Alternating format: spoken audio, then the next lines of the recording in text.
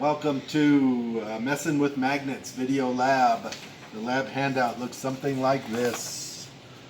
So make sure to follow along and fill it out as we go. Part A is investigating fundamental properties of magnets. You know that magnets have north and south poles, and depending on how they're oriented, they may attract or repel.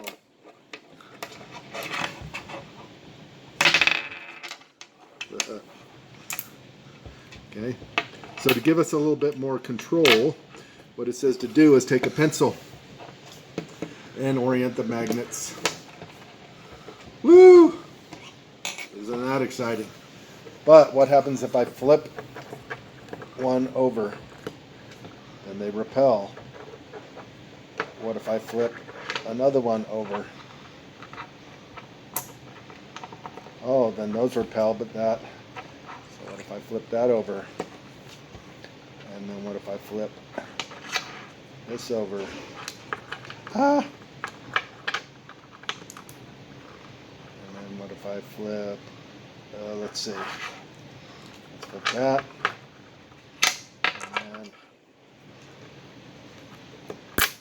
whoops, guessed wrong. Keep it rolling. We're having fun. We're messing with magnets.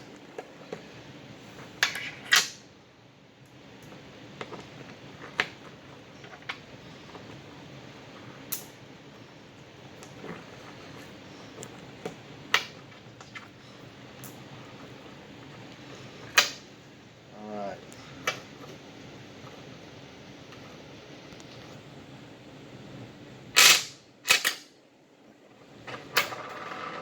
Now, what you may not know is that the poles are oriented this way, but they also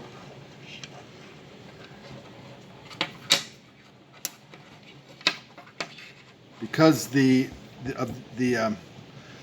directionality of the poles, they even work weakly like this.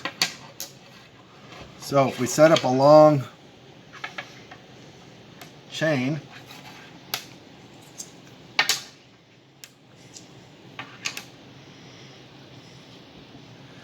we can then see if I can do this.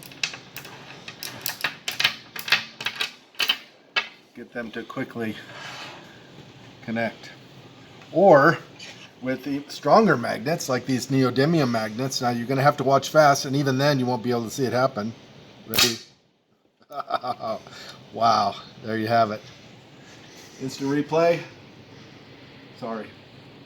Okay, now the next section says to take a number of different objects, and these are those objects, and we're going to mess around with this neodymium magnet.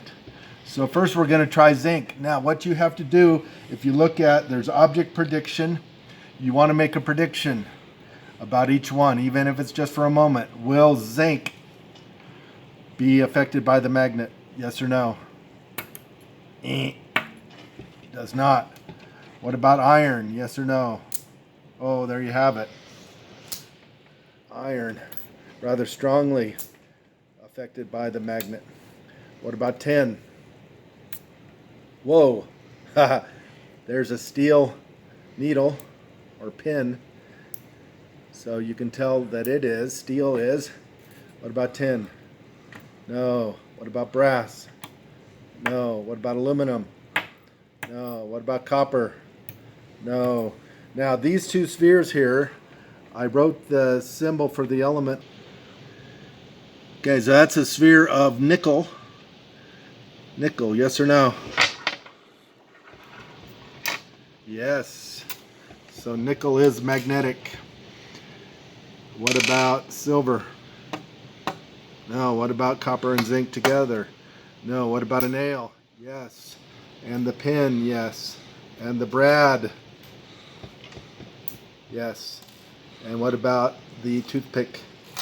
No. What about the paper clip? Yes. So, there you have the second section. Now it says attach a magnet to a nail. Use the nail to pick up a paper clip.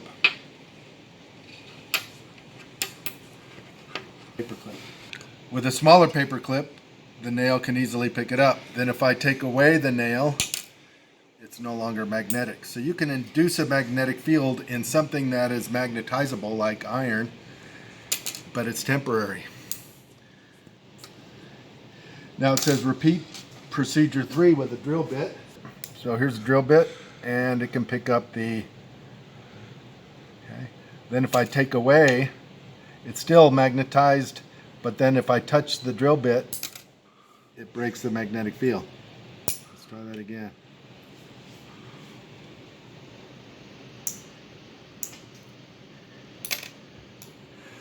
Okay, then it says to comb the magnet or the drill bit, and it works. Okay, so what's capable of steel is it's easier to make it into a semi-permanent magnet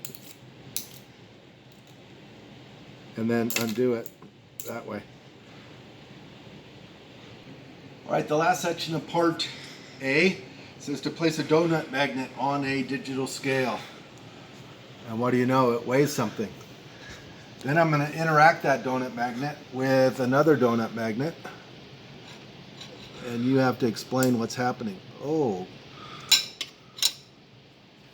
Okay, so it weighs 13, 12, 9. It's levitating. Now what if I turn this donut magnet over?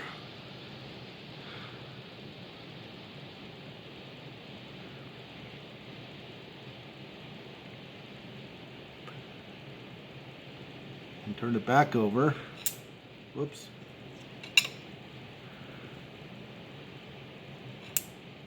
Okay.